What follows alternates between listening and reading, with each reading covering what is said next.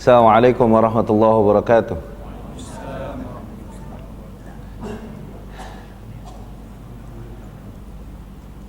Bismillahi walhamdulillahi wa qad kafa, wassalatu wassalamu ala sayyidil mustafa wa ala alihi wa ashabihi wa man kanu bi atharihi muqtafa, amma ba'd.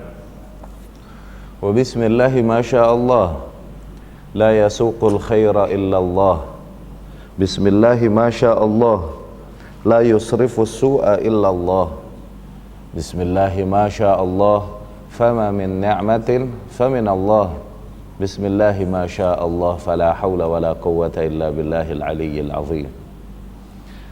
Ikhwani wa akhwati rahimakumullah, alhamdulillah Allah subhanahu wa ta'ala masih limpahkan taufiknya pada kita sehingga kita dapat berkumpul di salah satu rumahnya ini yang diberkahi insyaallah oleh Allah subhanahu wa ta'ala, juga dengan niat yang semoga diberikan keikhlasan oleh Allah subhanahu wa ta'ala dalam rangka menyempatkan diri untuk duduk ya di rumahnya, di rumah Allah subhanahu wa ta'ala, mendengarkan penjelasan tentang sedikit dari ayat-ayat Allah atau hadis-hadis Rasulnya sallallahu alaihi wasallam, yang dengan itu semoga bertambahlah pengetahuan kita tentang agama kita ya.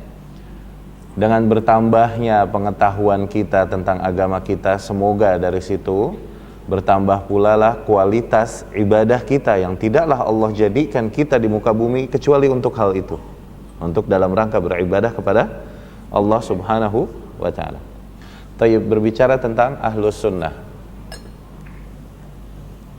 Ahlus sunnah ya,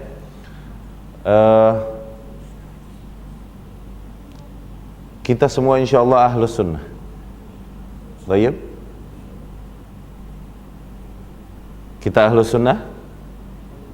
Oke.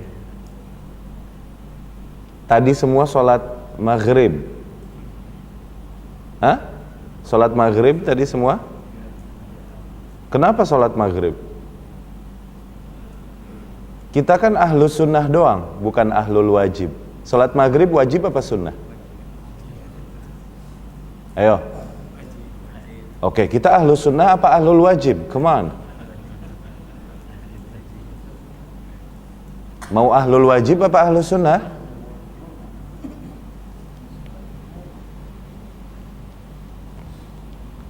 Oke, saya tanya sekali lagi. Kita ahlus sunnah insyaallah.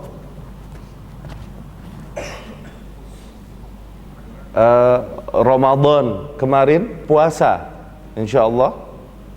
Puasa kan? Puasa Ramadan hukumnya apa? Kok kita kerjakan?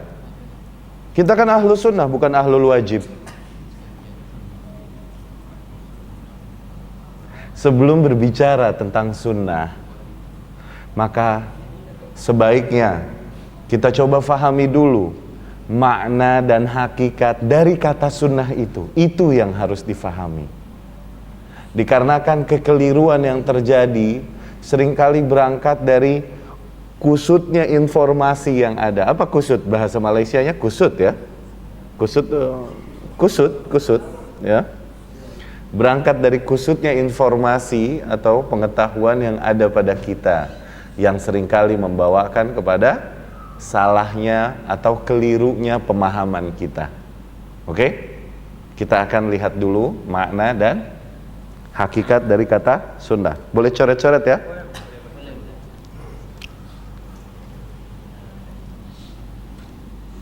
Sunnah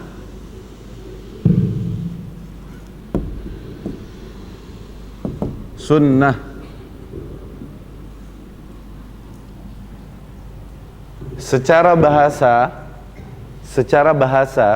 secara lughah, secara etimologi. Oke? Maknanya banyak makna. Bisa maknanya sebuah jalan yang diikuti.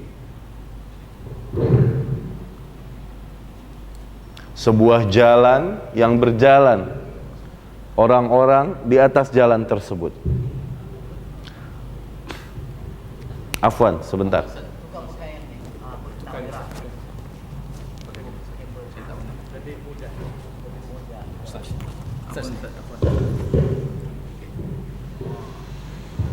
Saya berikan.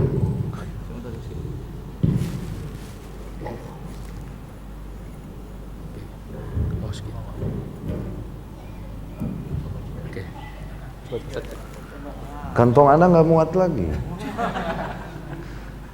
Masuk. Masuk. Boleh kan?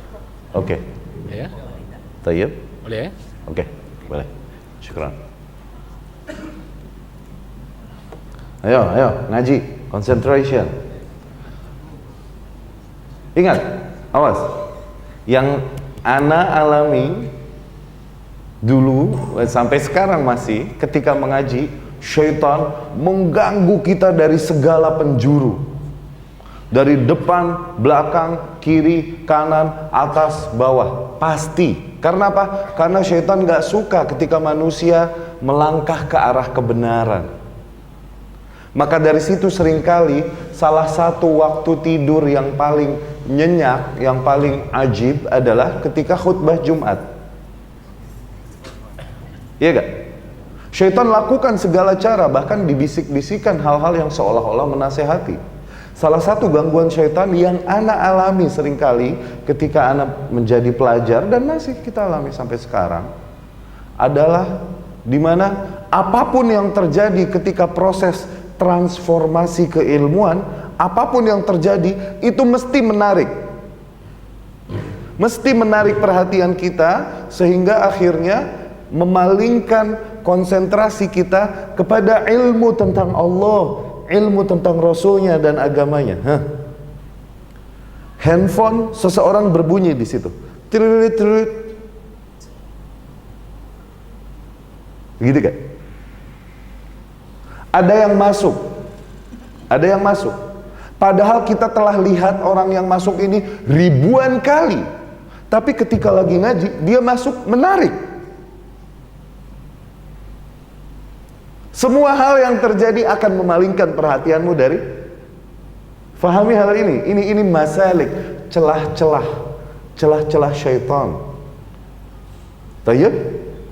Maka meminta perlindungan kepada Allah Subhanahu wa taala ketika menuntut ilmu itu sangat dibutuhkan. Auzubillahi minasyaitonirrajim. Kemudian menyebut nama Allah, bismillah. Tayyib, kembali ke materi kita ya. Sunnah secara bahasa memiliki banyak makna. Oke?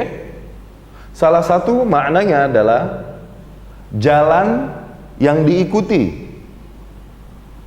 Ini makna zahir. Oke? Bisa makna yang sifatnya maknawi, tidak zahir. Bukan hanya jalan, yaitu jalanan, tapi apa? Sebuah konsep yang diikuti. Formula yang diikuti, konsep yang diikuti. Atau bisa juga maknanya kebiasaan turun-temurun yang tak pernah berubah. Dari zaman dulu begitu semuanya. Ya? Makna-makna ini kita himpunkan tentunya sebagaimana kita mengambil ilmu, yaitu dari kitabullah dan sunnah Rasul Sallallahu Alaihi Wasallam. Misalnya Allah Subhanahu wa taala berfirman, "Sunnatullahi fil ladzina khalau min qablu wa lan tajida li sunnatillahi tabdila." Demikianlah sunnatullah pada orang-orang atau kaum-kaum yang dahulu, yang telah berlalu, dan sungguh kau takkan menemukan pengganti bagi sunnatullah. Sunnatullah apa bagi orang-orang yang berlalu? Dalam hal ini maknanya di mana orang-orang yang beriman dan orang-orang yang dekat kepada Allah dari zaman dahulu selalulah orang-orang yang ditimpa dengan ujian-ujian berat yang seringkali akhirnya berakhir pada penyiksaan dan pembunuhan. Di antara mereka ada yang dibakar hidup-hidup hanya karena beriman kepada Allah. Ashabul ukhdud. Wa ma naqamu minhum illa ayyuminu billahil azizil hamid. Tidaklah orang-orang kafir itu ya begitu benci kepada mereka kecuali hanya karena mereka beriman kepada Allah. Tuh, Ada di antara mereka yang dibelah hidup-hidup dengan gergaji. Di antara mereka ada yang dipisahkan antara daging dengan tulangnya, hidup-hidup. Demikian sunnatullah bagi orang-orang yang beriman terjadi. Sunnatullah bagi kaum yang kufur dan telah didatangkan hujah dan tetap berada dalam kekufurannya, sunnatullah terhadap mereka yaitu apa? Ditimpakan oleh Allah azab, dihancurkannya, dihujani batu, ditenggelamkan, ditebalikin, apa tebalik? Ini diterbalikkan tanahnya, diserang oleh penyakit dan lain-lain. Dari zaman dulu begitu. Ya? Dari sini kita fahami makna sunnatullah, yakni kebiasaan Allah Subhanahu wa taala dalam memperlakukan alam semestanya dengan segala hikmahnya, dengan keadilannya yang mutlak, dengan keilmuannya yang sempurna dan lain-lain. Ini makna-makna sunnah. Sunnah juga maknanya kebiasaan kita fahami dari sabda Rasul sallallahu alaihi wasallam, di mana Rasul sallallahu alaihi wasallam bersabda, la tattabi'anna sanana atau sunana man kana qablakum shibran bi shibrin, dhira'an bi dhira'in, hatta law dakhalu juhra dhubb lataba'tumuhum. Sungguh kalian akan mengikuti kelak kebiasaan-kebiasaan kaum-kaum sebelum kalian, yakni ahlul kitab, Yahudi dan Nasrani. Kalian akan mengikuti mereka, kebiasaan-kebiasaan mereka, pola hidup, lifestyle mereka, pola fikir mereka dan lain-lain. Sejengkal demi sejengkal, sehasta demi sehasta. Sehingga kalaupun mereka memiliki kebiasaan, yakni kebiasaan yang sangat irrational, sangat tidak masuk akal. Seperti apa? Seperti masuk ke lubang biawak. Ngapain?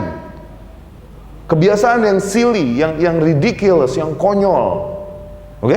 Sehingga kalaupun mereka memiliki kebiasaan itu, kalian akan ikuti juga. Nah, kalian akan mengikuti sunnah-sunnah kaum sebelum kalian. Sunnah di sini maknanya kebiasaan. Ya? Jadi di situ makna sunnah secara bahasa memiliki makna yang banyak. Nanti sesuaikan dengan konteksnya. Oke? Ini sunnah secara bahasa, lughatan. Adapun sunnah secara istilah syariat, sunnah syar'an, sunnah secara syariat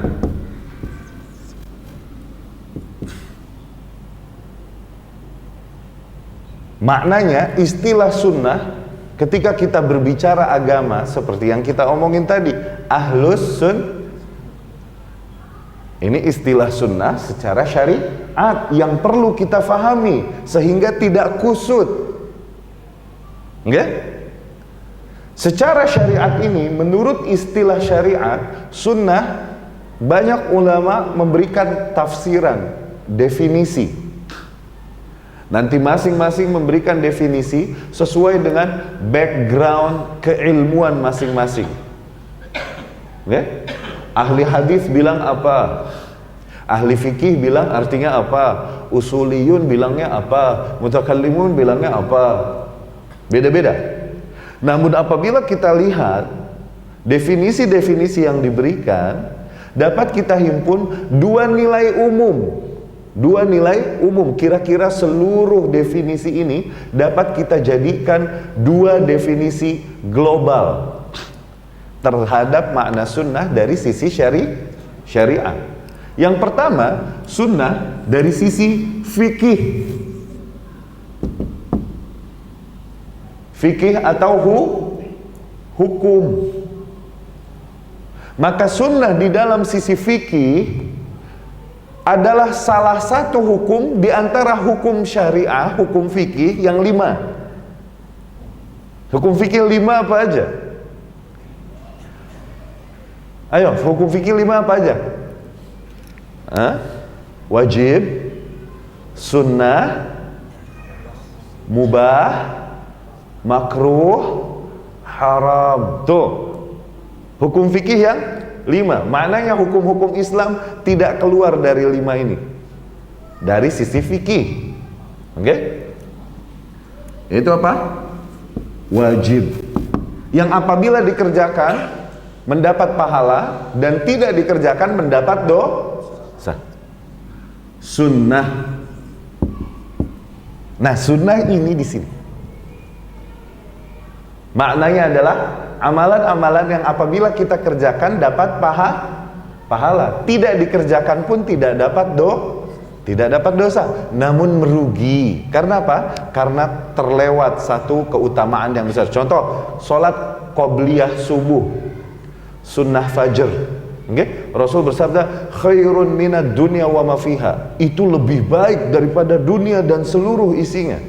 Seseorang kalau tidak sholat qobliyah subuh, dosa gak? Tidak. Kenapa? Sunnah. Tapi dia merugi. Kenapa? Karena terlewatlah keutamaan sebesar dunia dan seluruh isinya, bahkan keutamaan yang lebih besar dari itu. Tayyib. Ini bahasa lainnya mustahab misalnya, atau mandub. Oke, sebagaimana wajib bahasa lainnya fardu. Istilah-istilah yang digunakan untuk mengungkapkan nilai ini. Oke? Wajib sama fardu maknanya sama. Semua ulama mengatakan maknanya sama. Huwa, dia juga. Oke? Kecuali golongan Hanafiyah. Hanafiyah membedakan fardu dengan wajib. Menurut mereka, fardu adalah hal-hal yang kewajibannya datang dari Al-Quran dan datang juga dari sunnah. Adapun wajib adalah hal-hal yang kewajibannya hanya datang dari sunnah. Tapi ulama lain bilang, enggak, udah sama, artinya dia juga. Anda pakai baju ngapusnya? Hah? Boleh saya pakai baju? Payah apa tak payah? Yang ketiga, mubah.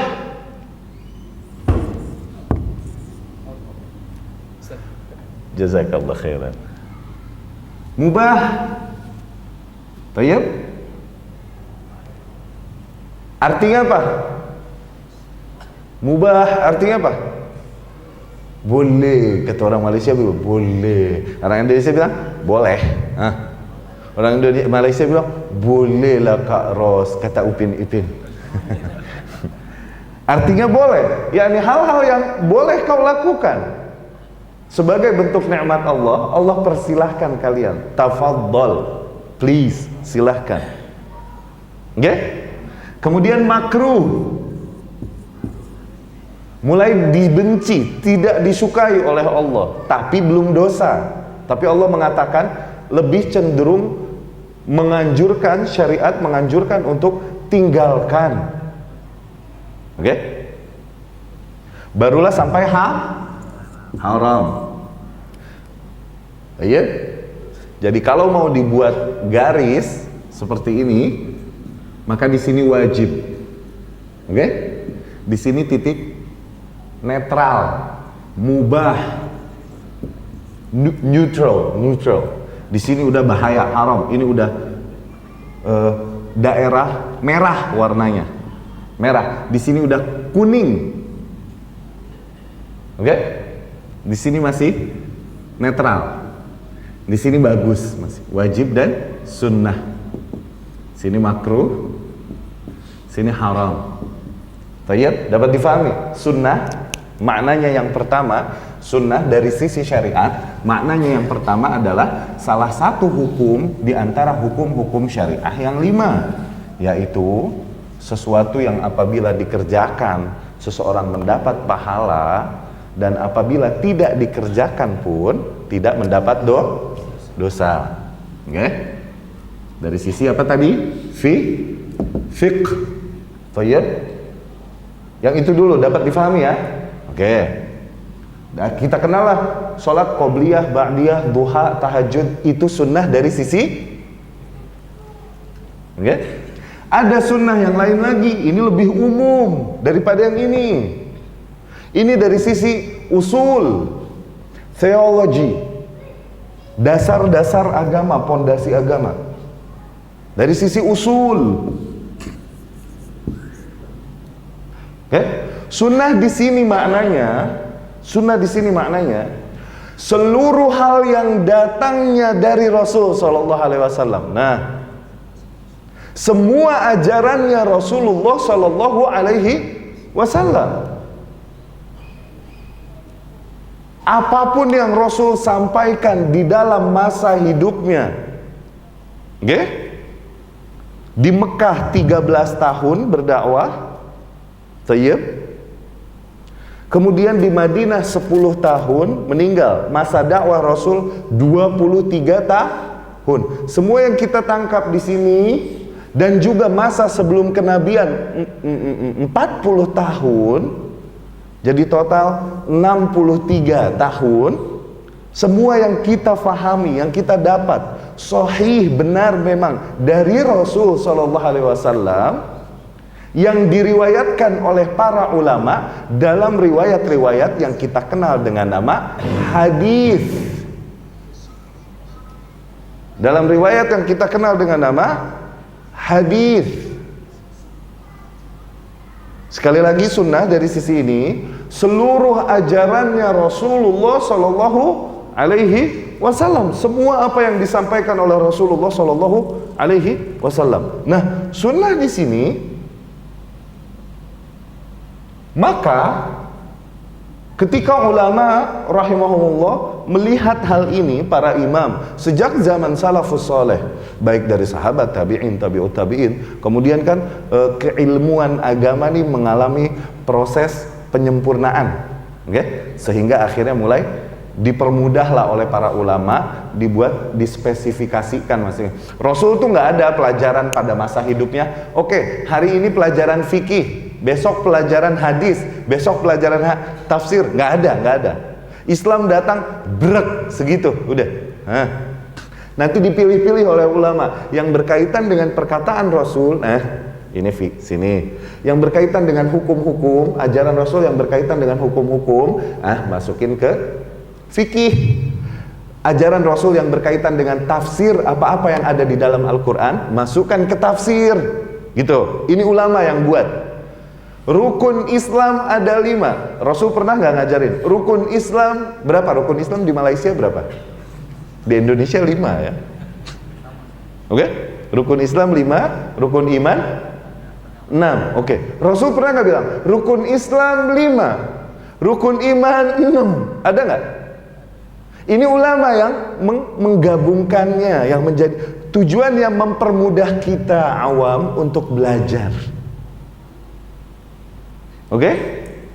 Nah, semua ajaran Rasul Sallallahu Alaihi Wasallam yang datang dari Rasul Sallallahu Alaihi Wasallam, apabila kita yakini sunnah adalah hal tersebut, maka dari sisi sini sunnah adalah syariah secara keseluruhan. As-sunnah sama dengan as-syariah, yakni syariat ini, agama ini, ya kan? As-syariah hiya as-sunnah, dialah sunnah, dia juga. Karena apa? Seluruh apa yang datang dari Rasul Sallallahu Alaihi Wasallam adalah pelajaran bentuk beragama seseorang.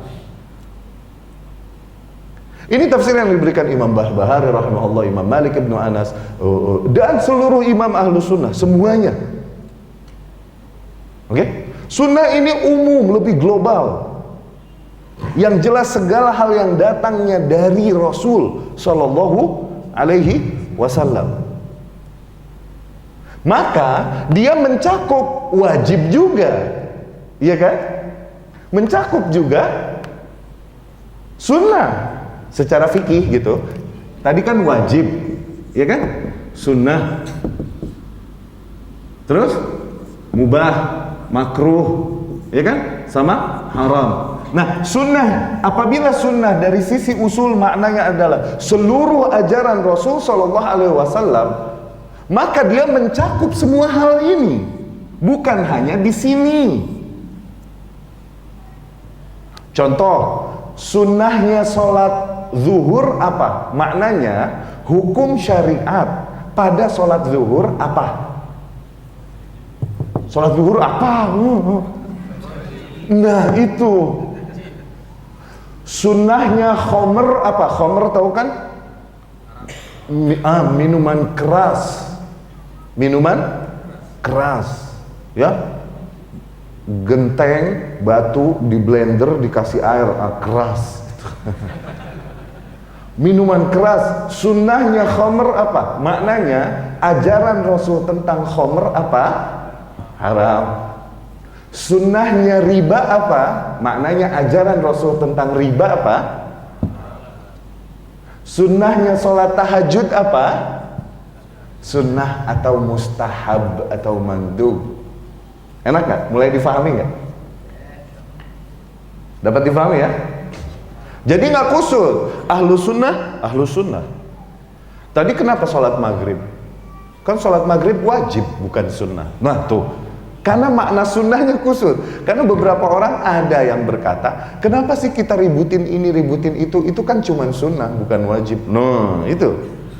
Sebagaimana kita menyerukan misalnya, mari sebagai bentuk, salah satu bentuk syiar Islam adalah memelihara janggut.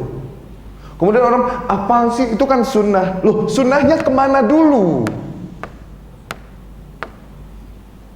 Lihat dulu, ntar dulu. Jadi supaya kita paham nggak jam, nggak macet. Oke? Di Malaysia nih masih jam, belum macet. Mau tahu macet? Mampir Jakarta.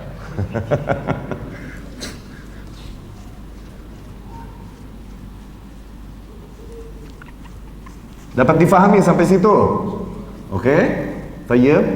Nah, yang menjadi pembahasan kita sunnah dari sisi umum tadi, sunnah sebagai seluruh bentuk ajaran Rasul Shallallahu Alaihi Wasallam. Dari situ kita menamakan diri kita ahlus sunnah. Maknanya kaum yang mengikuti hanya ajaran Rasul Shallallahu Alaihi Wasallam, tidak yang lain. Tuh, ada tidak yang lain, ada ininya. Karena apa? Ketika kau mengaku mengikuti Rasul, tapi kau mengikuti juga yang tidak diajarkan Rasul, ada bentuk pengkhianatan. Oke? Ada bentuk ketidakloyalan, unloyalty. Karena apa? Karena lidahmu berkata kau mencintai Rasul, mengikuti Rasul, tapi kau mengamalkan apa yang tidak diajarkan Rasul. Nah, dapat difahami sampai sini dulu. Ulama melihat sunnah secara keseluruhan, yakni keseluruhan ajaran Rasulullah Sallallahu Alaihi Wasallam dapat dibagi menjadi 3 jenis, nggak jauh. Oke? Sekali lagi ini berbicara sunnah dari sisi apa tadi? Usul, takhasad, usul. Thayyib. Sunnah qauliyah. Maknanya apa-apa yang dikatakan oleh Rasul sallallahu alaihi wasallam, al-qaul. Ma qalahu ar-Rasul sallallahu alaihi wasallam, didengar oleh para sahabat sebagai generasi pertama murid-murid Rasulullah Sallallahu Alaihi Wasallam, pilihan Allah Subhanahu Wa Taala untuk menemani perjuangan Rasul Sallallahu Alaihi Wasallam dalam membawakan ar-risalah, the mission dari Allah Subhanahu Wa Taala. Didengar perkataan tersebut, diriwayatkan kepada orang selanjutnya, dan kita dapat riwayat-riwayat tersebut dalam kitab-kitab apa? Hadis. Oke? Misalnya Rasul Shallallahu Alaihi Wasallam bersabda, diriwayatkan di kitab hadis Imam Bukhari, Muslim, rahimahumullah dan lain-lain, dengan sanadnya dari sahabat siapa? Umar ibn al-Khattab radhiyallahu anhu. Umar ibn al-Khattab berkata, sami'tu, aku mendengar Rasulullah Shallallahu Alaihi Wasallam yaqul, innamal a'malu binniyat. Ya, hadis yang udah pada hafal insyaallah. Ya, itu perkataan Rasul bukan? Perkataan Rasul, maka dia termasuk sunnah qauliyah. Ada sunnah fi'liyah. Apa-apa yang telah dikerjakan oleh Rasul Sallallahu Alaihi Wasallam, dilakukan oleh Rasul Sallallahu Alaihi Wasallam, dilihat oleh para sahabat, praktek tersebut, oke, kemudian diwariskan kepada generasi-generasi selanjutnya. Oke? Diwariskan lagi, didokumentasikanlah oleh para ulama, sekali lagi dalam kitab hadis. Contohnya, sholatnya Rasul Shallallahu Alaihi Wasallam seperti apa? Siapa yang tahu sholatnya Rasul kayak gimana? Ya kaum yang hidupnya sama Rasul, yang dididik Rasul langsung. Sallu kama ra'aitumuni usalli. Sholatlah kalian sebagaimana kalian lihat aku sholat. Kemudian Rasul berdiri di atas mimbar, dia melakukan sholat, dilihat oleh para sahabat. Nah, diriwayatkan sampai kepada kita dalam kitab-kitab hadis atau takririyah.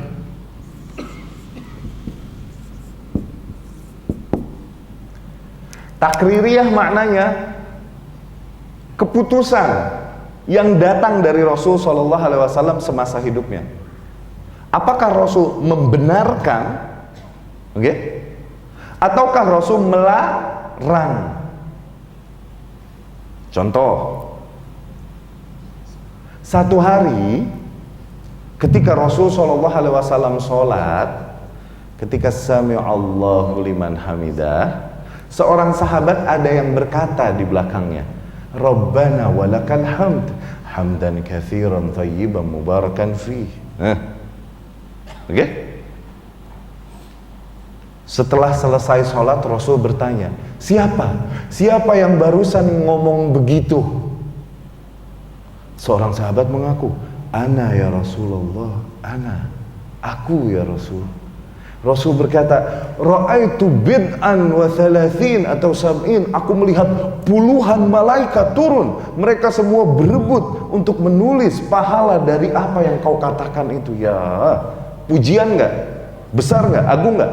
Nah, ini bentuk pembenaran. Rasul justify this thing, membenarkan. Itu sunnah takrir. Lain kasus, satu hari Rasul Shallallahu Alaihi Wasallam ketika dalam perang, sahabat kelaparan, lapar. Kemudian Rasul melihat ketika keluar tendanya, dia melihat para sahabat sedang memasak sebuah sup, ada dagingnya. Rasul berkata, Masya Allah, daging apa itu? Daging keledai ya Rasulullah. Rasul bilang, tumpahkan dan cuci bersih wadahnya itu. Ini bentuk larangan dari Rasul Sallallahu Alaihi Wasallam.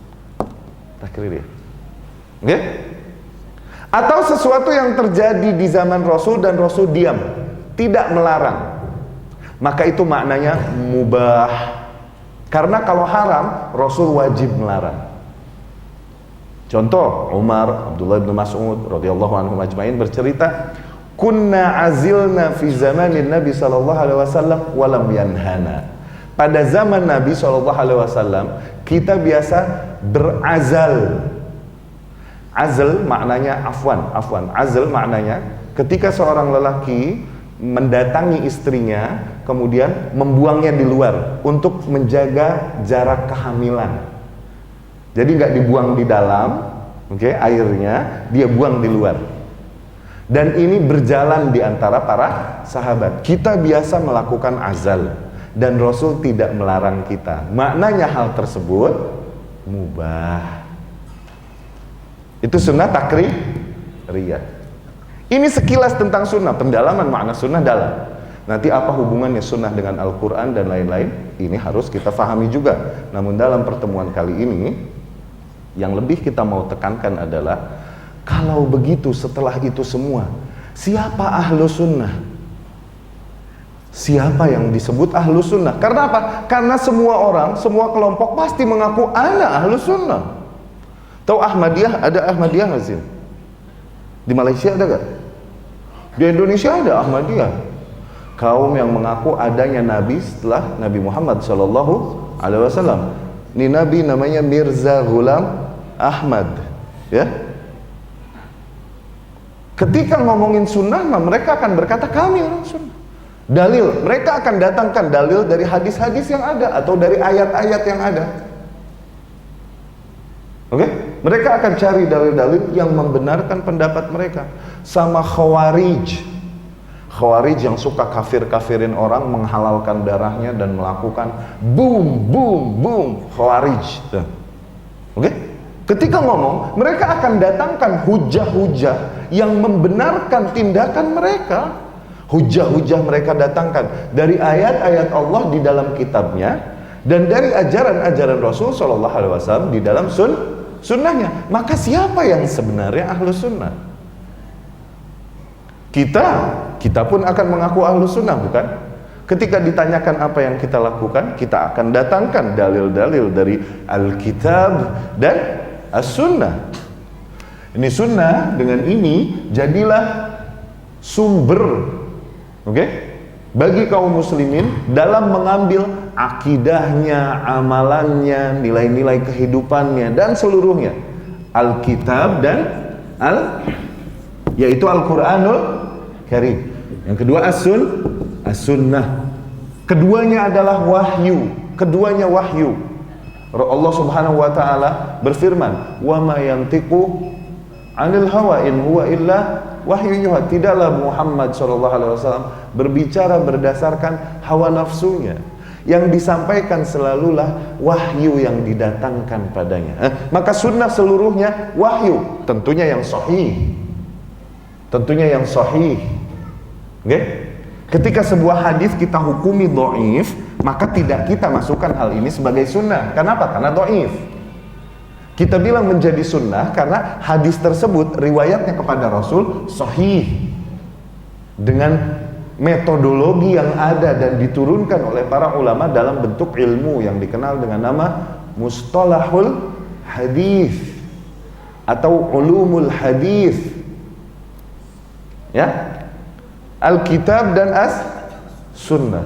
Rasul Shallallahu Alaihi Wasallam lah manusia yang paling mengenal, mengetahui dan faham apa yang Allah Subhanahu wa taala jelaskan tentunya di dalam Al-Qur'an. Siapa yang lebih memahami Allah daripada Rasul? Siapa yang berani mengaku? Kalau dia berani mengaku bahwa aku lebih mengenal Allah, memahami maksud Allah di dalam Al-Qur'an daripada Rasul Shallallahu Alaihi Wasallam, kufur, nggak boleh. Berarti dia mengaku bahwa Jibril pun datang kepadaku membawakan wahyu-wahyu yang tidak dibawakannya kepada Muhammad Sallallahu Alaihi Wasallam. Nggak boleh. Nggak boleh ada yang lebih beriman, lebih bertakwa dan lebih adil daripada Muhammad. Nggak boleh. Muhammad Sallallahu Alaihi Wasallam adalah barometer paling atas. Ketika seseorang mengaku di atas Muhammad Sallallahu Alaihi Wasallam, ketahuilah sesungguhnya dia sedang berada di dalam kesesatan. Iblis membisik-bisikinya, membuatnya lebih yakin dan meyakini apa yang dia di atasnya. Dia merasa di atas kebenaran, namun sesungguhnya dia berada di atas kesesatan. Muhammad Sallallahu Alaihi Wasallam patokannya. Ya? Udah azan ya? Tadi azan bukan? Tadi alarm? Oh, oke. Dapat difahami sampai situ. Nanti sunnahlah yang mentafsirkan apa-apa yang ada di dalam Al-Quran. Tayyib. Dari sini terlihat hubungan kerja antara Al-Quran dengan As-Sunnah. Makna yang Allah maksud di dalam Al-Quran tidaklah boleh lepas daripada sunnah. Sunnah datang fungsinya sebagai apa? Yang mentafsirkan apa maksud Allah di dalam Al-Quran. Bahkan menetapkan hukum-hukum yang Allah sendiri tidak tetapkan di dalam Al-Quran. Sunnah. Contoh, Allah perintahkan sholat nggak di dalam Al-Quran? Aqimus sholat, dirikanlah sholat. Nah, Allah perintahkan kan? Oke, apakah Allah menjelaskan di dalam Al-Quran yang namanya sholat ini asar, maghrib, isya, lohor? Dijelasin nggak sama Allah? Asar tuh 4, maghrib tuh 3, isya tuh 4. Dijelasin nggak sama Allah? Pertama takbiratul ihram, Allahu Akbar. Kemudian apa yang dibaca? Kemudian ruku. Kemudian apa yang dibaca? Kemudian Allah jelaskan nggak di dalam Al-Quran? Di situ fungsi sunnah. Allah perintahkan sholat. Maksud sholat yang Allah maksud adalah nih sebagaimana yang aku kerjakan. Datanglah Rasul menjelaskan nih sholat yang dimaksud oleh Allah sebagaimana aku ajarkan kalian. Shollu kama ra'aitumuni usolli. Bisa nggak kita lepas dari sunnah? Gimana mau sholat? Dan masih banyak hukum-hukum lagi yang dimana Al-Quran tidak menyebutkan sama sekali atau menyebutkan kecil. Seperti kemarin di pertemuan-pertemuan sebelumnya, kalau ada yang hadir dijelaskan. Allah mengatakan as-sariqu was-sariqatu, pencuri lelaki dan pencuri wanita, potonglah tangan mereka. Gitu kan di dalam Al-Quran Allah sebutkan kan? Oke? Oke. Teknisnya gimana? Apakah ketika ada yang mencuri sendal di masjid kita tangkap rame-rame terus kita iris tangannya? Begini? Teknisnya gimana? Allah nggak jelaskan. Terus yang dimaksud potong tangan yang mana? Tangan yang mana yang namanya tangan? Dari sini kan? Sampai sini kan? Apakah dipotong segini? Karena Allah bilang tangan mereka. Maksud potong tangan Allah ini gimana? Rasul datang menjelaskan prakteknya dengan banyak hadis dan ajarannya. Oke, habis ini. Rasul SAW mempraktekkan bahwasanya kalaupun dipotong tangannya segini, bukan segini. Kemudian yang mendirikan pun haruslah pemimpin yang resmi, pemerintah yang resmi, tidak boleh main hakim sendiri. Kemudian ada nisab curian. Apabila hasil curian lebih besar daripada 4 dirham apa 4 dinar, saya lupa nisabnya, baru dicuri. Tapi kalau cuma curi sendal murah, telur ayam, yang nggak dipotong, kemudian tidak berangkat dari rasa lapar dan kebutuhan yang mendesak. Ini hal-hal yang detail yang tidak Alkitab jelaskan, namun di situ datang fungsi sunnah. Tayyib, kita dengarkan dulu azan. Bismillahirrahmanirrahim. Walhamdulillah wa qad kafa. Wassalatu wassalamu ala sayyidil Mustafa wa ala alihi wa ashabihi wa man kanu bi atharihi muqtafa. Ikhwani wa akhwati rahimakumullah, kita teruskan penjelasan kita tentang sunnah, ya.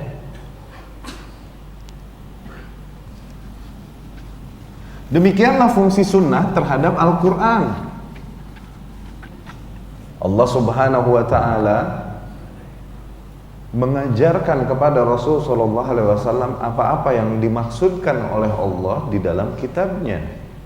Ketika Allah perintahkan sholat, Allah perintahkan Jibril alaihissalam, ajarkan Nabi bagaimana sholat yang aku maksud. Jibril pun mengajarkannya kepada Nabi SAW. Nabi pun mengajarkannya kepada umatnya, mulai generasi pertama, yaitu sahabat. Allah perintahkan jihad, bagaimana proses praktik jihad yang memang dibenarkan oleh Allah. Allah juga Subhanahu wa ta'ala mengajarkannya kepada Rasulullah Sallallahu Alaihi Wasallam. Semua ini kita dapat di dalam keseluruhan sunnahnya, ajaran-ajarannya yang diriwayatkan oleh para ulama dalam kitab-kitab hadis.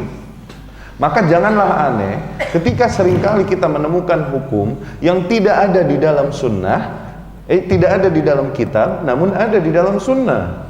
Dikarenakan apa? Dikarenakan Allah Subhanahu wa ta'ala hanya memberikan perintah umum di dalam Al-Quran. Allah perintahkan ati'ullaha wa ati'ur rasul. Taatilah Allah dan taatilah Rasul. Yani apapun yang Rasul perintahkan, taati. Kalaupun aku tidak sebutkan di dalam Al-Quran. Itu maknanya. Tatu. Oke. Ada nggak haramnya di dalam Al-Quran? Ada nggak? Terus jadi halal. Anda mau gambar buaya di sini? Tahu buaya krokodil? Masih muda gambarnya krokodil, udah tua nanti jadi lizard, jadi kadal, jadi cicak, mengkerut dia. Baik, dapat difahami ya? Rasul SAW bersabda dalam hadis yang diriwayatkan oleh Imam Ahmad rahimahullah, Abu Dawud dan lain-lain dengan sanadnya dari Miqdam ibnu Ma'di Yakrib radhiyallahu anhu. Rasul bersabda, "Ala inni utitul kitaba wa mislahu ma'ah." Ketahuilah, aku diberikan atasku, yakni diturunkan atasku Alkitab. Yaitu apa? Alkitab maksudnya apa tuh? Al-Quranul Karim. Diturunkan atasku Al-Quranul Karim wa mithlahu ma'ah, dan hal yang serupa dengan kitab. Maka berapa hal Nabi diturunkan kepadanya? Ketahuilah, diturunkan atasku Alkitab wa mithlahu ma'ah, dan hal yang serupa dengan Alkitab, yaitu sunnah. Ala yushiku rajulun syab'anun ala arikatihi yaqul. Lihat betapa Rasul SAW menggambarkan penyimpangan yang kelak akan terjadi. Rasul menggambarkannya. Ketahuilah bahwa suatu hari akan datang seseorang yang kekenyangan, sambil santai-santai dia di atas sofanya berkata, "Alaikum bihadzal Qur'an." Kalian pegang teguh saja Al-Qur'an ini. Fama wajadtum fihi min halalin fahilluh. Apa-apa yang kalian temukan di dalam Al-Qur'an halal, maka halalkan. Wa ma wajadtum fihi min haramin faharrimuh. Apa-apa yang kalian temukan haram di dalam Al-Qur'an, maka haramkan. Seruan yang zahirnya seolah-olah baik, menyeru kepada Al-Qur'an, tapi sesungguhnya terdapat kebusukan, kesesatan. Karena apa? Mencoba meninggalkan sunnah. Langsung Rasul katakan, "Ala, ketahuilah, la yahillu lakum al-himar al-ahli." Tidak halal bagi kalian, yakni haram. Haram bagi kalian daging keledai. Ada nggak keharamannya di dalam Al-Quran? Nggak ada. Wala yahillu lakum kullu dhinabin minas siba'. Tidak halal bagi kalian atau haram atas kalian, setiap hewan buas yang bertaring. Hewan buas ya bertaring. Ada nggak keharamannya di dalam Al-Quran? Nggak ada. Ala, ketahuilah, kata Rasul selanjutnya, innama harramallahu kama harrama rasuluh. Sesungguhnya apa yang diharamkan Allah adalah sebagaimana yang diharamkan oleh Rasulnya sallallahu alaihi wasallam. Kalaupun Allah tidak mengatakannya di dalam Al-Quran. Puas, satisfied penjelasan tentang sunnah. Baru kita teruskan. Oke, terus siapa Ustaz yang ahlu sunnah? Siapa yang ahlu sunnah? Semua orang mengaku ahlu sunnah. Siapa yang memang benar prakteknya, cara memahami agamanya, cara mempraktekkan agamanya benar sesuai dengan yang diajarkan Rasulullah Sallallahu Alaihi Wasallam, sesuai dengan yang dimaksudkan oleh Allah Subhanahu wa Ta'ala. Siapa sebenarnya? Golongan yang mana? Karena ya tidak bisa kita pungkiri bahwa Islam yang ada ternyata terpecah belah dan masing-masing memiliki konsep-konsep begitu kan? Terjadi sebagaimana juga digambarkan oleh Rasul Sallallahu Alaihi Wasallam. Ketahuilah, Yahudi akan terbagi menjadi 71 golongan. Satu di surga, 70 di neraka. Nasrani akan menjadi 72 golongan, iya gak? Satu di surga, 71 di neraka. Wasataftariqu hadhil millah, dan agama ini, yakni agama apa? Islam, akan terbagi menjadi 73 golongan. Satu di surga, 72 di neraka. Kita nggak bisa pura-pura buta sama hadis ini. Ini realitasnya yang harus kita terima, whether you like it or not, baik kalian suka ataupun tidak. Terima, ini hak. Apakah mungkin setiap orang kita katakan ente benar, ente benar, ente benar, ente benar? Mungkin begitu? Nggak ada yang salah sama sekali, begitu? Berarti mesti dikatakan, mesti ada yang salah, yang benar hanya satu. Mesti begitu. Mau nggak mau, Allah berfirman, wa'tasimu bihablillahi wala tafarraqu, dan berpegang teguhlah semuanya kepada tali Allah. Allah bilang tali atau tali-tali. Hablun tuh artinya satu tali gitu loh. Hablun artinya satu tali. Kalau dua tali apa? Hablan. Kalau banyak tali, hubul. Banyak, 3 dan lebih. Sama kitab, dibilang kitab artinya apa?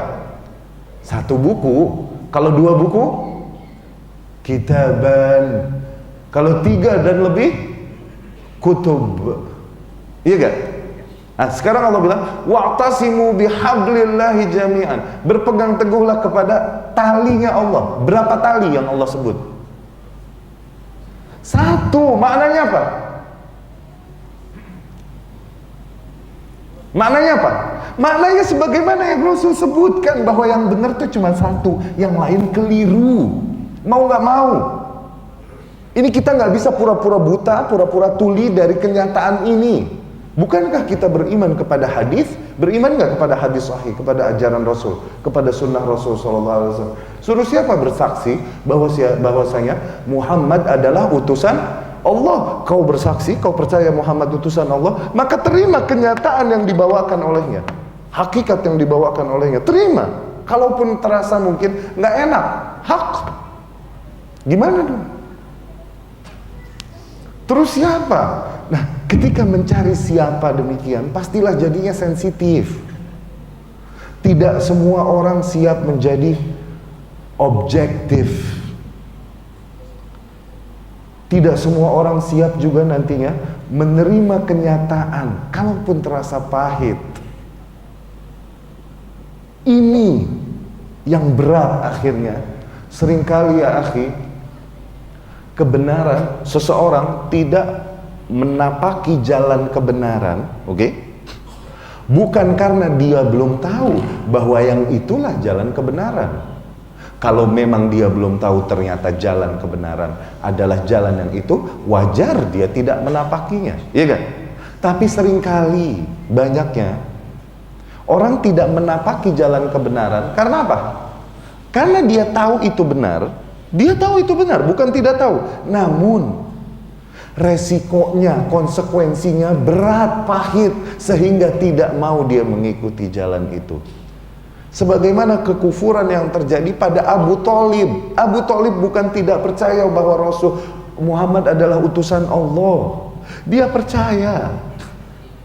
Dia percaya ponakannya tidak pernah berdusta. Dia percaya ponakannya mengatakan kebenaran. Maka dari situ dia korbankan seluruh hal demi membela keponakannya. Bahkan anaknya dikorbankan demi membela keponakannya, yaitu siapa?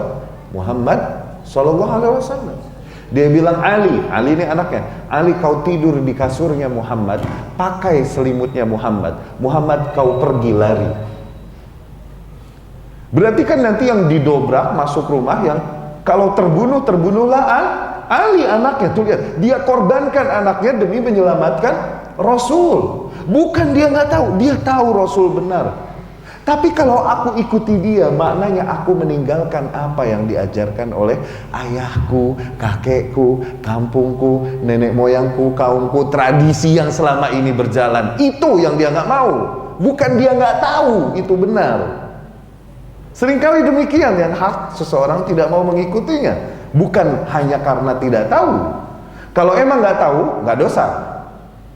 Orang kalau nggak tahu dosa nggak? Yang dosa tuh kalau udah nggak tahu, nggak mau cari tahu, nah itu dosa. Bulan Ramadan kita makan siang-siang, kita makan nasi. Kita nggak tahu kalau puasa wajib, dosa nggak? Kita nggak tahu puasa wajib, dosa nggak? Tidak dosa, tapi jadi dosa. Kenapa dosanya? Kemana aja selama ini? Kok bisa kau umurmu 20, 30, 50 tahun tapi tidak tahu kewajiban agamamu? Kemana aja? Nah, dosanya dari situ tuh. Bukan terus santai-santai dosa terus kita nambah, ntar dulu. Tayyib?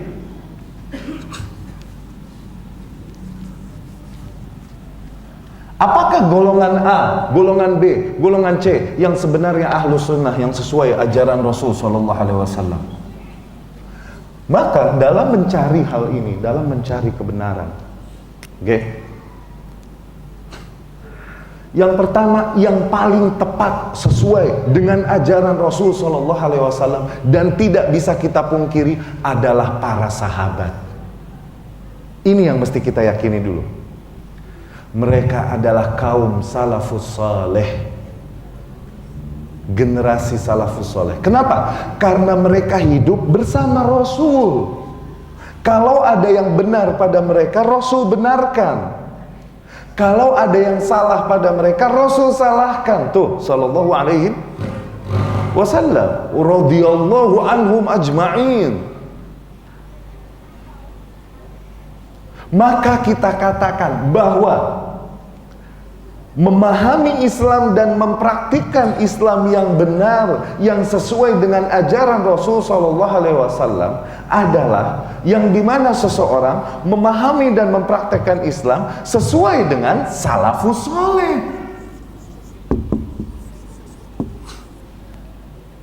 Sekarang, generasi sekarang udah 14 abad lebih, 1400 tahun. Dari Rasul Sallallahu Alaihi Wasallam. Para sahabat hidupnya sama Rasul 1 tahun.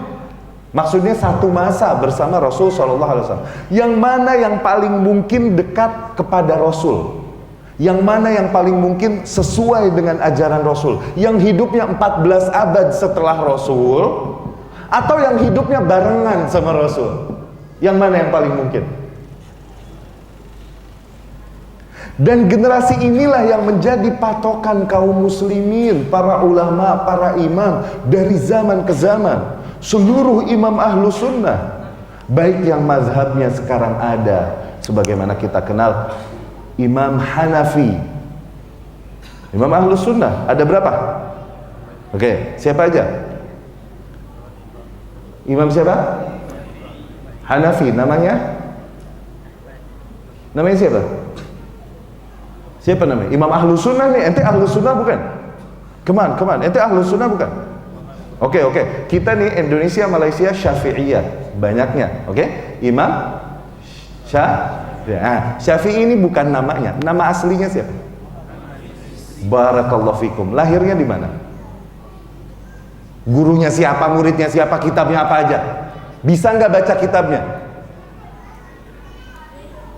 Yakin pengikut Imam Syafi'i? Are you sure about that? Apakah yang aku lakukan sesuai dengan apa yang Imam Syafi'i ajarkan? Yakin? Berguru di mana aja, di negeri mana aja, gurunya siapa aja, muridnya siapa aja yang mewariskan ilmunya? Sebagai imam yang kita ikuti, yakni kita mau mengikuti sesuatu yang kita sendiri nggak kenal, masih mending tahu Muhammad bin Idris. Berapa orang yang tahu bahwa Imam Syafi'i namanya Muhammad bin Idris di sini? Berapa orang? Sisanya nggak tahu. Aku Syafi'i, iya aku Syafi'iyah. Namanya siapa? Imam Syafi'i, nggak tahu. Semalam yang masukin ke gol, ke gawang siapa?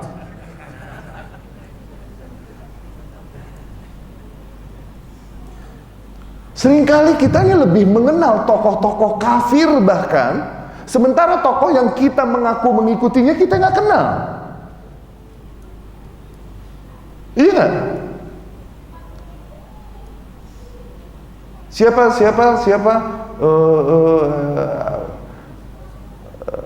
tokoh dari Jerman yang ketika itu menggemparkan dunia dengan kuasanya dan kekejamannya? Hitler. Semua tahu. Manusia yang paling banyak meriwayatkan ilmu dari Rasul, siapa namanya? Abu Hurairah, bapaknya kucing. Itu julukan, bapaknya kucing, Abu Hurairah. Nama aslinya siapa? Muslim. Nggak tahu siapa yang meriwayatkan ilmu kepadanya dari Rasulnya, sementara tokoh kafir kita kenal. Come on. Iya gak?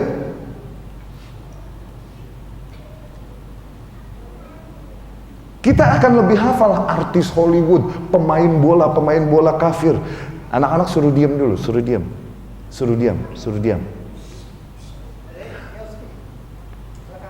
Anak-anak kita, anak muda dan orang tuanya, kalau ditanya pemain bola favoritnya siapa, dia tahu.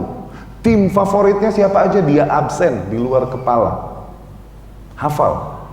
Tanya manusia paling mulia setelah Rasul siapa? Abu Bakar. Oke, bapaknya perawan. Siapa nama aslinya? Nggak tahu.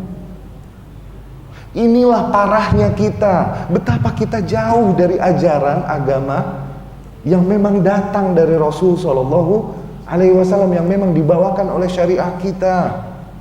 Sementara Rasul Shallallahu Alaihi Wasallam bersabda, almar'u ma'aman ahabba yaumal qiyamah. Seseorang nanti kelak di hari kiamat akan berada bersama siapa-siapa yang mereka idolakan, yang mereka idolkan.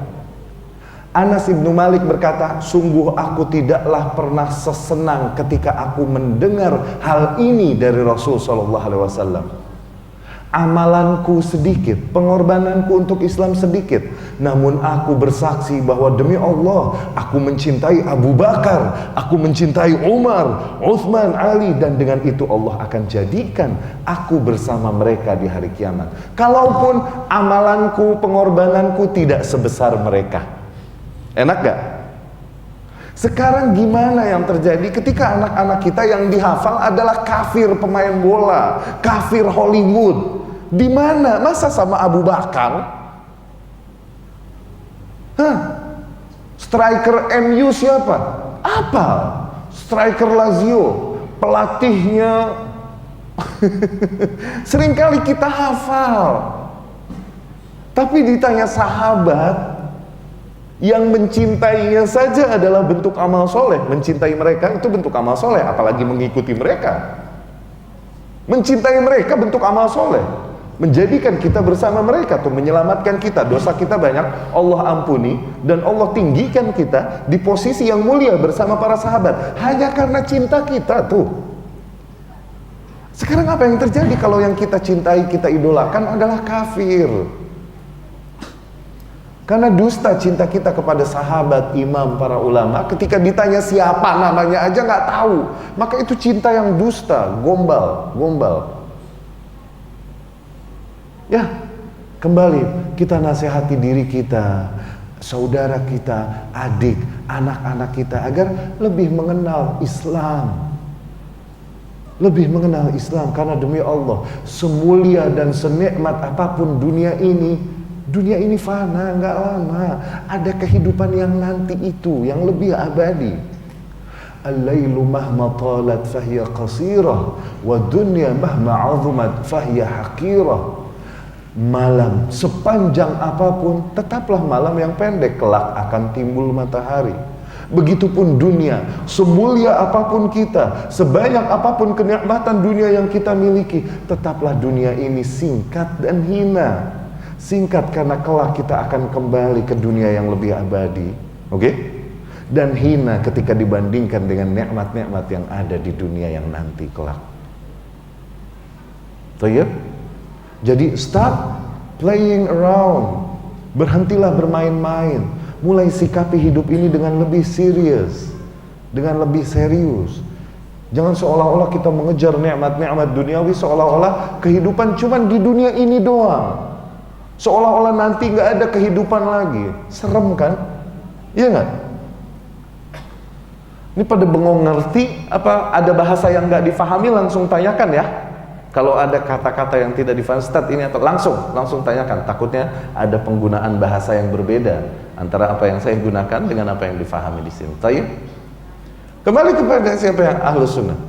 Siapa yang lebih mendekati kebenaran dan sesuai dengan prakteknya Rasul? Apakah mereka yang hidup dengan Rasul Shallallahu Alaihi Wasallam, atau kita yang hidup 14 abad setelah Rasul Shallallahu Alaihi Wasallam? Yang mana yang lebih benar?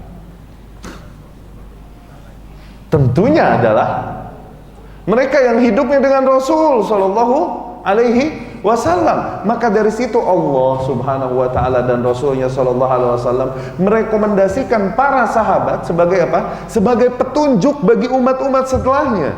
Allah berfirman, Muhajirin wal ansar walladzina taba'uhum bi ihsan, kaum muhajirin dan ansar dan orang-orang yang mengikuti mereka dengan baik, yakni mengikuti konsep mereka, mengikuti praktek mereka dalam berislam dengan baik. Bagaimana para sahabat berakidah, bagaimana para sahabat beramal saleh dan dari ibadah dan lain-lain. Itulah orang-orang yang Allah ridho kepada mereka, mereka pun ridho kepada Allah. Dan dengan menentang para sahabat, maka maknanya menentang Rasul SAW, dan Allah mengancam dengan ancaman yang pedih di An-Nisa. Wa man yushakikir rasula, barang siapa yang menentang Rasul SAW, menentang Rasul SAW, yakni tidak mengamalkan apa yang diajarkannya dan mengamalkan apa yang justru memang tidak diajarkannya. Ini yang petunjuk Rasul, ajaran Rasul kita tidak ikuti, yang tidak diajarkan Rasul malah ini yang kita jalankan. Itu menentang Rasul. Barang siapa yang menentang Rasul sallallahu alaihi wasallam, min ba'di ma tabayyana lahul huda, setelah datang kepada mereka petunjuk bahwa ini nih yang diajarkan Rasul. Yang itu tidak diajarkan Rasul. Kalau dulu nggak tahu nggak masalah. Ini setelah datang petunjuk masih tidak mau mengamalkan apa yang diajarkan Rasul, mengikuti jalan caranya Rasul, konsepnya Rasul, sallallahu alaihi wasallam. Wa yattabi' ghaira sabilil mu'minin, dan kemudian mengikuti konsep-konsep selain konsepnya orang-orang yang beriman. Orang beriman yang dimaksud oleh Allah di ayat ini siapa? Siapa orang beriman ketika ayat turun? Siapa yang beriman kepada Allah? Para sahabat. Barang siapa yang menentang Rasul SAW dan juga mengikuti konsep lain selain konsep yang dibawakan oleh para sahabat, nuwallihi ma tawalla, kami akan palingkan mereka ke arah mereka berpaling, wa nuslihi jahannam, dan sungguh kami akan masukkan mereka ke dalam neraka, wa sa'at masira, dan sungguh seburuk-buruknya tempat kembali.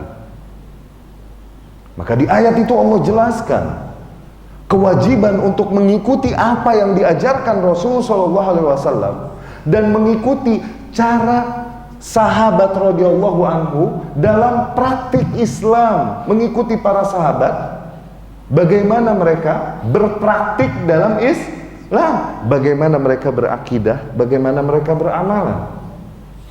Maka dari sini dapat kita katakan bahwa seseorang yang dimaksud dengan ahlus sunnah yang benar, yang dimaksud oleh Allah Subhanahu wa ta'ala dan Rasul, banyak para hadis-hadis dan ayat banyak.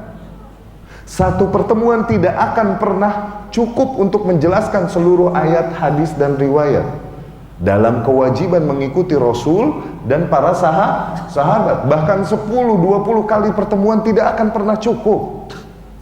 Rasul SAW bersabda dalam riwayat Ahmad rahimahullah dan lain-lain, hadis yang mutawatir makna, Rasul bersabda, khairun nasi qarni, sebaik-baiknya manusia adalah generasiku, angkatanku, yakni manusia yang aku langsung yang didik.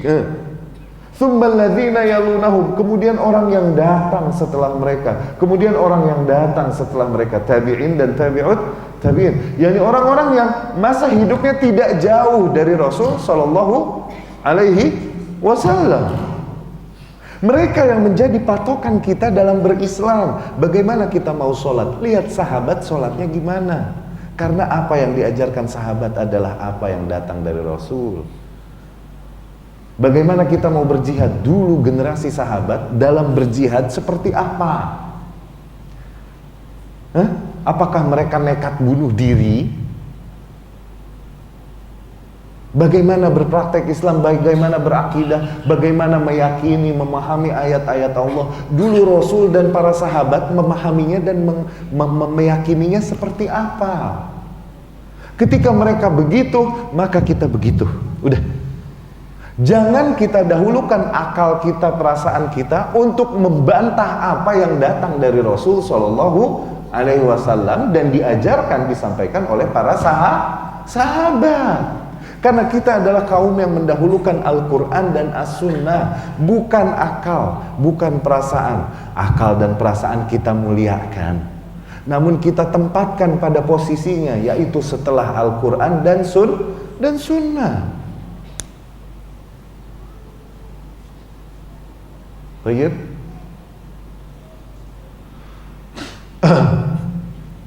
Maka kita kenal salafus saleh sebagai patokan kita. Demikian pula yang disampaikan oleh para imam yang hidup di abad-abad berikutnya. Semua imam ahlu sunnah. Imam Hanafi namanya Abu Hanifah Nu'man ibn Thabit rahimahullah. Imam Malik ibnu Anas, Imam Madinah. Imam Syafi'i Muhammad bin Idris.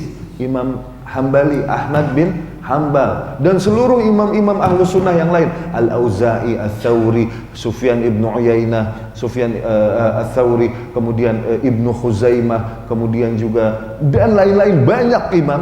Demikianlah mereka berkonsep dalam usul. Mereka berlomba-lomba dalam memahami dan mempraktekkan Alkitab dan Sunnah. Mereka berlomba-lomba mencari itu melalui tuntunan yang datang dari salafus saleh. Apakah salafus saleh bisa salah? Bisa, manusia kok. Sahabat bisa keliru gak? Bisa. Namun yang kita maksudkan bukanlah individu sahabat. Sebagai individu per orang, mereka bisa keliru, mereka bisa tahu sesuatu, mereka bisa tidak mengetahui sesuatu yang telah disampaikan oleh Rasul. Bisa jadi gak? Bisa jadi. Tapi keilmuan yang dia tidak tahu ada pada sahabat yang lain, gitu. Maka kita berkata sahabat secara umum, bukan kita menyeru taklid kepada satu orang saja, dua orang saja, enggak, secara keseluruhan. Seluruh ajaran mereka secara keseluruhan adalah apa yang disepakati, dan ini ijma' maksum. Ijma' mereka maksum. Apa yang mereka sepakati maka maksum. Ijma' tidaklah mungkin terjadi kecuali di zaman mereka.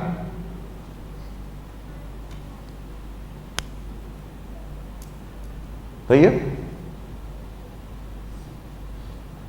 Maka beragama yang benar, memahami yang benar adalah sebagaimana para sahabat beragama.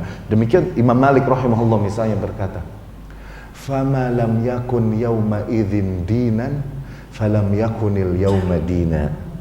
Apa-apa yang dulu pada zaman sahabat bukanlah agama, yakni bukanlah apa yang diajarkan Allah dan Rasulnya, maka hari ini pun bukanlah agama. Praktek-praktek yang pada dahulu tidak dilakukan oleh mereka, maka pada hari ini pun tetap kita katakan itu bukan bagian dari agama. Oke? Siapa ahlu sunnah? Maka ahlu sunnah adalah sebagaimana Allah firmankan tadi, al-muhajirin, al-ansor, walladzina taba'uhum bi ihsan. Orang-orang yang mengikuti mereka dengan baik. Konsep mereka dalam berislam, praktek mereka dalam berislam dengan baik. Ya? Kalaupun mereka datang setelah zamannya para sahabat, ketika mereka mengikuti para sahabat ini dengan baik, oke? Maka mereka termasuk golongan yang Allah katakan radhiyallahu anhum wa radu an. Allah ridha kepada mereka, mereka pun ridha kepada Allah subhanahu wa ta'ala. Nah, pada era sekarang, siapa yang ahlu sunnah? Lihat bagaimana akidahnya. Siapa yang akidahnya paling dekat dengan akidah Rasul Sallallahu Alaihi Wasallam dan akidah para sahabat? Yang mana yang lebih dekat? Maka dialah yang ahlu sunnah. Oke? Yang dimana akidah mereka dalilkan dengan qala Allah, qala Rasul, qala Abu Bakar. Ditambahkan misalnya qala Ibnu Abbas, qala Ibnu Mas'ud radhiyallahu anhum ajmain. Karena kita perlu pengikat lagi kan? Ibadah. Siapakah ahlu sunnah? Lihat dari ibadahnya. Yang mana yang paling dekat ibadahnya dengan apa yang diajarkan Rasul, yang hanya melakukan ibadah yang diajarkan Rasul melalui para sahabat. Ketika yang dilakukan tidak sesuai dengan apa yang diajarkan Rasul, yakni apa yang dilakukan ternyata Rasul tidak melakukan begitu, maka dia bukan ahlu sunnah. Iya dong, matematis kan, matematis. Mana yang lebih dekat kepada kebenaran, yang sesuai dengan apa yang Rasul lakukan, atau justru yang tidak sesuai dengan apa yang Rasul lakukan? Mempraktekkan apa yang tidak Rasul praktekkan, tidak Rasul ajarkan. Mana yang lebih dekat kepada kebenaran? Dan itu bentuk cinta yang hakiki. Cinta yang hakiki kepada Rasulullah SAW adalah dengan mengikuti apa yang diajarkan sang kekasih, yakni Rasul SAW. Apapun yang diajarkan sang kekasih, aku hanya mau mengikutinya. Sudah. Aku hanya mau mengikuti yang diajarkan sang kekasih. Aku tidak mau yang bukan dari sang kekasih. Ini cinta yang hakiki. Cinta hakiki bukanlah aku cinta sang kekasih, tapi yang aku lakukan adalah apa-apa yang berdasarkan perasaanku, pikiranku, kalaupun itu tidak diajarkan sang kekasih. Bukan itu cinta yang hakiki. Tayyib. Demikianlah para sahabat. Lihat contoh-contoh kasus di antara para sahabat sehingga kita dapat menangkap konsep umum yang ada pada mereka. Lihat. Diriwayatkan Imam Ahmad rahimahullah dengan sanadnya dari Nafi' dari Ibnu Umar radhiyallahu anhum ajmain. Nafi' bercerita, Ibnu Umar ini Abdullah Ibnu Umar Ibnu Al-Khattab radhiyallahu anhum ajmain. Umar sahabat, Khalifah Rasyidin, ya kan? Dan Abdullah pun sahabat. Atasya rajulun jamba Ibnu Umar. Satu hari ada seseorang bersin di samping Abdullah Ibnu Umar. Bersin ya di sini ya. Hachim begitu. Abdullah Ibnu Umar, kemudian di sini ada seseorang, kemudian dia bersin. Hachim. Terus dia bilang, habis bersin nih, si orang yang bersin dia bilang, alhamdulillah wassalatu wassalamu ala Rasulillah. Kemudian Abdullah ibn Umar berkata, ana aqul mithla ma taqul. Aku pun mengatakan seperti yang kau katakan. Yani aku pun berhamdalah, aku pun bersolawat kepada Rasul sallallahu alaihi wasallam. Tadi kan alhamdulillah wassalatu wassalamu ala Rasulillah. Setelah hamdalah dia bersolawat kepada Rasul sallallahu alaihi wasallam. Perhatikan dengan detail. Aku pun mengatakan seperti yang kau katakan. Kemudian Ibnu Umar berkata, walakin laisa hakadha 'allamana Rasul. Tapi tidak begitu yang Rasul ajarkan pada kita. Innama 'allamana, adapun yang diajarkan kepada kita, idza atishna, apabila kita bersin, adalah an-naqul, agar kita berkata alhamdulillah. Atau di hadis Abu Hurairah, alhamdulillah ala kulli hal. Bukan alhamdulillah wassalatu wassalamu ala Rasulillah. Perhatikan hal ini. Hamdalah, memuji Allah, bagus gak? Baik gak? Bagus. Sholawat kepada Rasul, bagus gak? Bagus. Innallaha wa malaikatahu yusholluna 'alan nabi. Sesungguhnya Allah dan para malaikatnya bersalawat atas Nabi. Ya ayyuhalladzina amanu, maka wahai orang-orang yang beriman, bersalawatlah kalian atas Nabi, wasallimu taslima, dan bersalamlah kepadanya. Tayyib. Namun alhamdulillah ada tempatnya. Sholawat pun ada tempatnya, jangan kusut, itu loh. Kalaupun baik, ketika habis bersin, Rasul mengajarkan kita untuk menyebut ini, jangan kau tambahkan ini, karena ini tempatnya bukan setelah bersin. Rasul tidak mengajarkan untuk bersalawat setelah bersin. Kalaupun salawat baik, tidak kita pungkiri, salawat adalah hal yang mulia. Yang diajarkan Rasul salawat itu lagi kapan? Ayo, Anda pengen tahu. Mencintai Rasul, suka bersalawat atas Rasul. Oke, yang memang diajarkan Rasul untuk bersalawat itu kapan?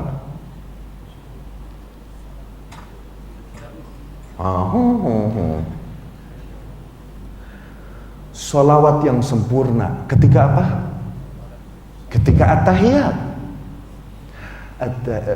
Ketika tahiyat itu, Allahumma salli ala Muhammad wa ala ali Muhammad kama sallaita ala Ibrahim wa ala ali Ibrahim innaka Hamidum Majid.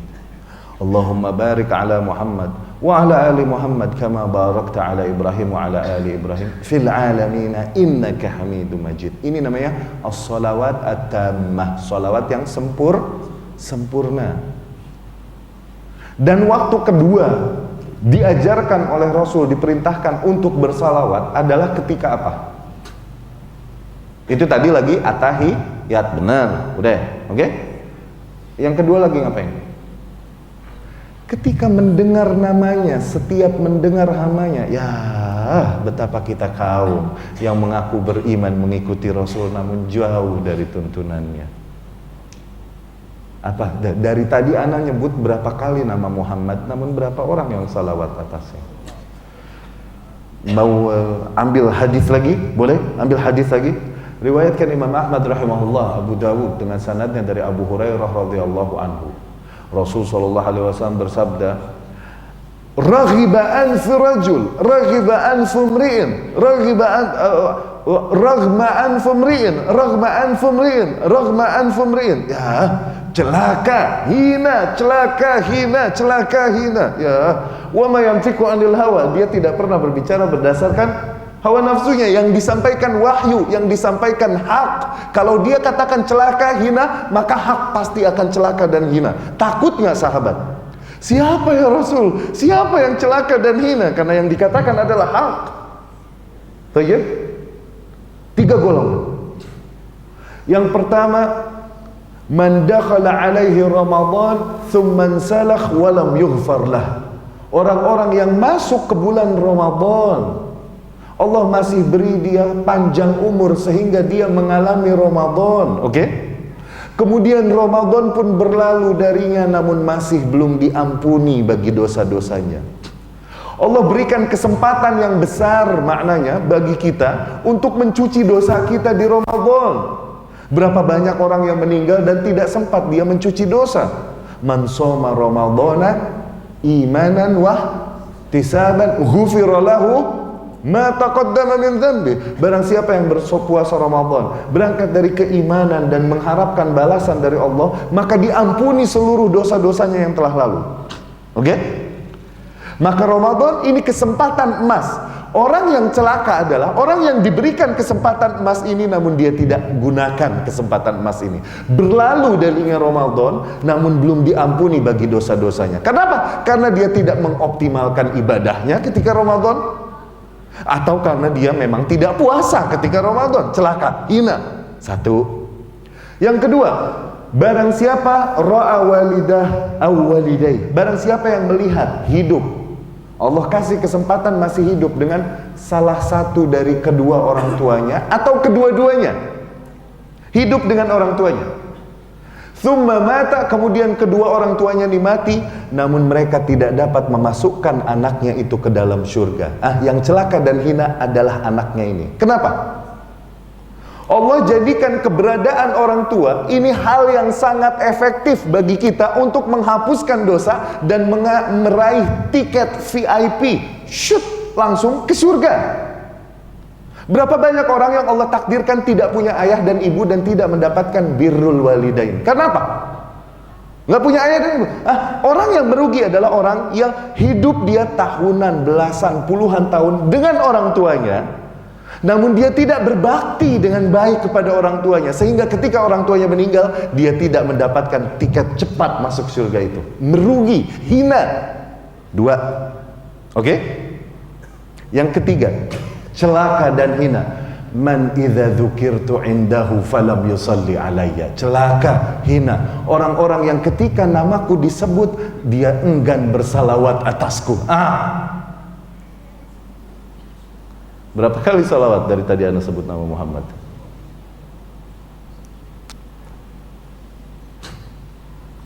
Tuh, jadi ilmiah, kita beragama berdasarkan dalil gitu loh, bukan hanya apa yang berjalan, ikut mengalir begitu saja. Tadi yang sesat berapa? Di antara kaum Yahudi yang sesat berapa? Yang selamat? Nasrani yang sesat berapa? Yang selamat? Muslim yang selamat, yang sesat berapa? Yang selamat? Yang banyak yang mana? Yang di neraka atau yang di surga? Yang banyak. Hati-hati dengan jumlah. La yaghurrannakal kathrah. Jangan sampai jumlah banyak melenakkan kalian, membuat kalian tertipu, terlena. Karena seringkali seseorang beragama hanya sesuai dengan orang-orang pada begitu, aku ikut. Ntar dulu, nih lihat yang di neraka yang mana, yang dikit apa yang banyak? Wa ma yu'minu aktsaruhum illa wa hum musyrikun. Tidaklah beriman kebanyakan mereka, kecuali kebanyakan mereka juga musyrik kepada Allah. Tuh, yakni orang yang memang beriman dengan iman yang baik sedikit, sisanya orang-orang beriman masih terjadi syirik pada mereka. Yang banyak masih terjadi syirik. Tuh, Allah berfirman lagi, wa in tuti aktsara man fil ardi yudilluka an sabilillah. Apabila kau taati kebanyakan orang di muka bumi, niscaya mereka akan menyesatkanmu dari jalannya Allah. Banyak sama dengan sesat, banyak sama dengan neraka. Hati-hati dengan banyak. Kita ini kadang beragama karena orang banyaknya begini, udah diikutin, mengalir begitu aja, flow. Tidakkah kita mulai mau mengetuk hati kita, mencari tahu yang mana yang benar? Karena sungguh yang selamat ini cuma satu. Tidaklah disebutkan kata banyak di dalam Al-Quran kecuali diiringi dengan negatif, dengan nilai negatif. Orang masuk surga sama masuk neraka, berapa bandingannya? 1000 banding 1. Banyakan mana? Neraka apa surga? Dari 1000 orang tuh 1 masuk surga, sisanya berarti masuk neraka. Mana banyak? Neraka apa surga? Mau ikutin yang banyak apa yang sedikit? Nah, itu dia. Maka orang yang benar memang dia ahlus sunnah wal jamaah. Wal jamaah adalah orang yang berakidah sebagaimana akidahnya Rasul sallallahu alaihi wasallam. Dia beribadah sesuai dengan bagaimana ibadahnya Rasul dan para sahabat. Tidak menambah-nambahkan, menjadi-jadikan, tidak juga mengurang-uranginya. Inilah orang-orang yang ahlus sunnah, dan ini yang sedikit.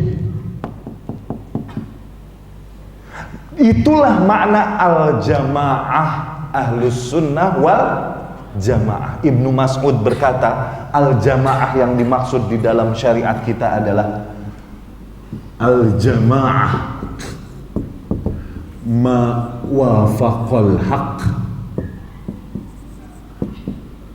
wa in kunta wahdak. Jamaah adalah apa yang sesuai dengan yang hak, dengan Al-Quran, dengan sunnah, dengan praktek salafus saleh. Itulah jamaah. Kalaupun kau cuman sendiri, kalaupun kau tak beramai-ramai, namun yang sesuai dengan Al-Quran, sunnah, praktek salafus saleh hanyalah engkau sendiri, maka engkau yang jamaah. Yang lain yang ramai-ramai bukan jamaah. Tuh maknanya. Jamaah itu bukan rame-rame. Ayo kita mabok rame-rame, ayo kita membunuh rame-rame, ayo kita berzina rame-rame, terus jadi selamat karena rame-rame. Ya enggak.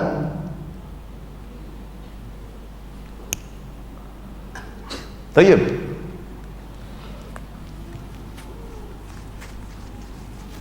Namun yang memang sesuai ajarannya dengan apa yang dibawakan oleh Rasul sallallahu alaihi wasallam, semakin hari semakin asing, semakin sedikit. Dan itu sunnatullah terhadap setiap syariah yang Allah subhanahu wa ta'ala turunkan di atas muka bumi.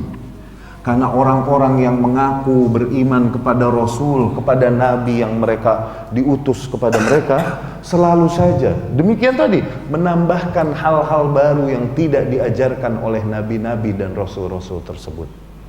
Sepeninggal Nabi dan Rasul itu, kaum Nasrani, mungkin gak Isa alaihissalam mengajarkan kepada mereka, aku anaknya Allah. Tuhan tuh ada 3 loh. Tuhan bokap, Tuhan nyokap. Mungkin nggak? Hari Minggu kita nyanyi blues rame-rame, kita sholat sambil nyanyi blues rame-rame. Mereka main blues tuh di gereja. Mungkin kan Nabi Isa ngajarin begitu? Ini hal-hal baru yang mereka buat sepeninggal Nabi Isa alaihissalam. Lidahnya mengaku beriman kepada Isa, namun mereka membuat akidah-akidah baru, ibadah-ibadah baru yang tidak diajarkan oleh Isa alaihissalam. Kalau kau berdosa, mampir aja ke gereja, kemudian mengaku kepada ustadz yang ada di sana, kemudian bayar, maka sudah beres dosamu. Oke. Mungkin nggak Nabi Isa ngajarin begituan? Musa alaihissalam, Yahudi ini yang mengaku mengikuti Musa, mereka meyakini bahwa Yahudi anak-anak kesayangan Allah, bangsa selain Yahudi kita harus perbudak, harus bantai, harus jajah dan lain-lain. Itu yang mereka yakini di dalam Talmud mereka, kitab mereka. Mungkin gak Musa ngajarin begitu alaihissalam? Masa Musa ngajarin begitu? Mungkin gak Musa mengajarkan Uzair ibnullah, Uzair adalah anaknya Allah sebagaimana yang diyakini Yahudi? Mungkin gak? Masalah itu yang menghancurkan syariat-syariat yang Allah turunkan di atas muka bumi, di mana kaum yang datang setelah Nabi itu mengaku beriman kepadanya, menambah-nambahkan, menjadi-jadikan hal-hal baru yang tidak diajarkan oleh Nabi-Nabi dan Rasul yang diutus padanya. Terjauhkanlah agama mereka dari kemurniannya. Adapun orang yang mengikuti kemurnian ajaran Rasulnya semakin asing. Kebanyakan hanya mengikuti apa yang berjalan dari kakek nenek moyangnya.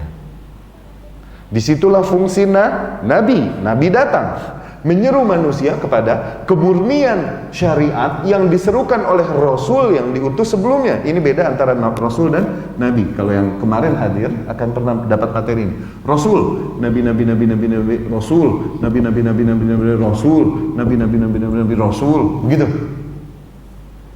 Rasul datang dengan syariat, dengan kitab baru, menyempurnakan syariat Rasul yang diutus sebelumnya. Jadi proses penyempurnaan syariat ini mengalami tahap evolusi sampai sempurna total di syariatnya Muhammad Sallallahu Alaihi Wasallam. Allah berkata, akmaltu lakum, aku telah sempurnakan bagi kalian agama kalian. Penyempurnaannya mengalami proses evolusi bertahap. Oke? Datang syariat meringankan syariat sebelumnya. Oke? Datang lagi menyempurnakan lagi yang sebelumnya, datang lagi menyempurnakan lagi yang sebelumnya. Rasul datang bawa syariat, bawa kitab. Nabi tidak datang dengan kitab. Ini beda antara Rasul dan Nabi. Bukan Rasul wajib menyampaikan, Nabi tidak wajib menyampaikan. Ini pembeda yang tidak ada dalilnya sama sekali. Nggak mungkin Allah memilih salah seorang di antara makhluknya untuk menjadi Nabi, kemudian Allah bilang, buat ente aja ya, jangan bilang-bilang sama yang lain. Nggak mungkin. Pasti Allah perintahkan untuk sampaikan. Whatever happens, apapun yang terjadi bagimu. Oke?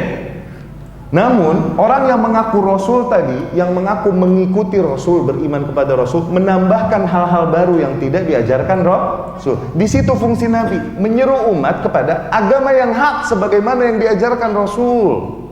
Tapi pada nggak percaya sama Nabi ini, dimusuhi, ditentang, dan tidak sedikit dari mereka dibunuh, diusir dari kaumnya.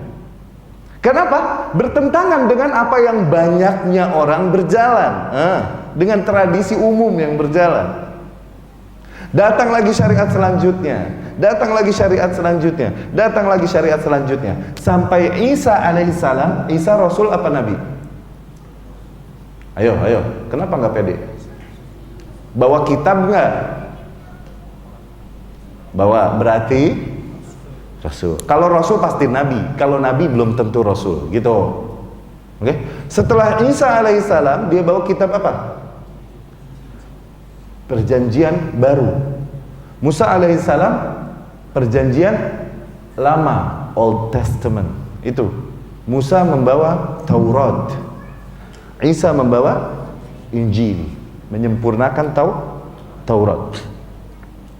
Setelah Isa alaihissalam, muka bumi kosong dari nabi, kosong dari rasul selama 6 abad. 6 centuries. Oke? 6 abad. Dulu nggak pernah putus. Meninggal satu nabi, ganti nabi yang lain. Meninggal satu, ganti. Nggak pernah Allah putuskan hujahnya di atas muka bumi. Terus ada. Abis Isa, kosong muka bumi. Di situ kejahilan, kesesatan sampai kepada puncaknya.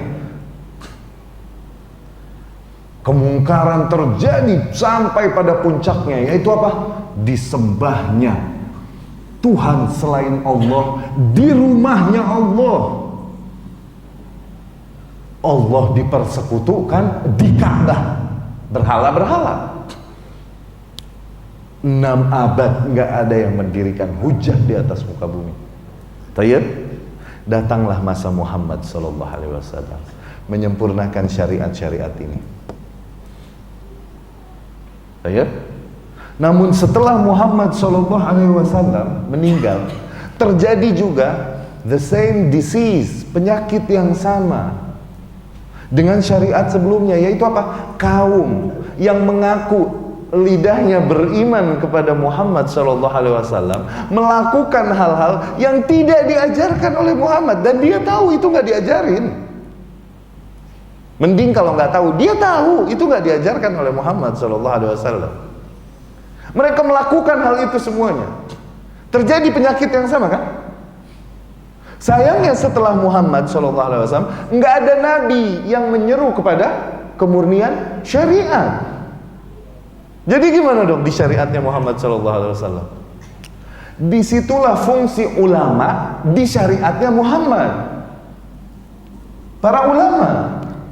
Maka dari situ Rasul SAW bersabda, ulama warasatul anbiya. Ulama adalah pewaris para nabi. Tuh, yakni mewariskan tugas mereka menyeru, menjelaskan agama yang hak kepada umat. Bukan warasatul rusul, bukan pewaris para rasul. Kenapa? Ulama tidaklah datang membawa syariat baru sebagaimana rasul, namun datang membawakan kejelasan, penjelasan tentang agama yang hak, yang murni sebagaimana yang diajarkan oleh Rasul sallallahu alaihi wasallam. Maka Ahlus Sunnah adalah kaum yang mendekatkan akidahnya, amalannya, ibadah-ibadahnya kepada apa yang disampaikan oleh Rasul saja sallallahu alaihi wasallam. Ahlus Sunnah adalah orang yang siap memperbaiki dirinya untuk siap mengatakan bahwa oh, aku ternyata selama ini keliru, salah. Ternyata diajarkan Rasul begini. Yang aku amalkan selama ini tidak diajarkan Rasul ternyata. Kalau begitu semoga Allah mengampuniku karena aku belum tahu. Kemudian aku mulai melakukan apa yang diajarkan Rasul sallallahu alaihi wasallam. Itu Ahlus Sunnah. Ahlus Sunnah bukanlah kaum yang memaksa bahwa apa yang aku berjalan di atasnya, ayahku, kakekku, kaumku, kampungku, inilah yang enggak. Bukan itu. Aku qauli hadza wa astaghfirullah li wa lakum. Semoga penjelasan kami tentang sunnah dan ahlinya dapat difahami, ya. Semoga juga penjelasan yang ada dapat memberikan semangat baru bagi diri kita semuanya untuk memperbaharui atau semakin memacu diri kita untuk lebih mengenal Rasul SAW dan apa yang memang diajarkannya. Siapa yang tahu bahwa apa yang selama ini kita lakukan telah sesuai dengan apa yang Rasul ajarkan? Sudahkah pernah kita teliti sholat kita, wudhu kita, ibadah-ibadah kita, poin-poin akidah kita, apakah sesuai dengan yang diajarkan Rasul? Maka tidaklah kita dapat menjawab itu semua kecuali dengan kembali belajar seraya meminta kepada Allah jiwa yang ikhlas dalam menerima kebenaran, jiwa yang kuat dalam mengatakan ketika aku salah, maka aku salah, aku keliru, astagfirullah. Kalau ada yang mau ditanyakan, tapi udah malam ya, kita dirikan salat isya. Aku qouli hadza wa astaghfirullah li wa lakum. Kalau Allah izinkan kita bertemu lagi di lain waktu. Maaf, bukan menggurui, bukan mengajari, bukan. Kami hanyalah penterjemah, mutarjim dari apa yang para ulama sampaikan dalam kitab-kitabnya dan dari para syekh-syekh sampaikan dalam kuliah-kuliahnya. Kami hanyalah penterjemah yang mentransferkan keilmuan, bukan mengajarkan. Yang kami sampaikan bukanlah apa yang kami karang-karang, tapi apa yang kami fahami dari qala Allah dan qala Rasul sallallahu alaihi wasallam. Subhanakallahumma rabbana wa bihamdika asyhadu an la ilaha illa anta astaghfiruka wa atubu ilaik. Assalamualaikum warahmatullahi wabarakatuh.